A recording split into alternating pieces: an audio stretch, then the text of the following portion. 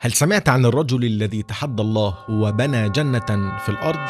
إنه شداد بن عاد أحد ملوك قوم عاد. غره الملك والقوة حتى ظن أن لا شيء يعجزه. حين سمع بوصف الجنة في الكتب اشتعل داخله كبر وغرور، وقال في تحد صريح: سأبني مثلها على الأرض ولن أحتاج إلى جنة في السماء. أمر بجمع الذهب والفضة والياقوت من كل مكان، وبنى مدينة أسطورية عرفت باسم إرم ذات العماد. قصور من ذهب خالص، أعمدة شاهقة تعانق السماء، أنهار جارية، وحدائق ليس لها مثيل. مدينة لم تبنى للسكن أصلا، بل بنيت للتحدي. ولكن حين انتهى البناء تماما وقبل ما رجله تخطي عتبة جنته المزعومة، جاء أمر الله صيحة واحدة، فلم يدخلها شداد، ولم يبق من ملكه إلا الذكرى، ومن جنته إلا العبرة. وما تنساش تصلي على النبي صلى الله عليه وسلم. سلام.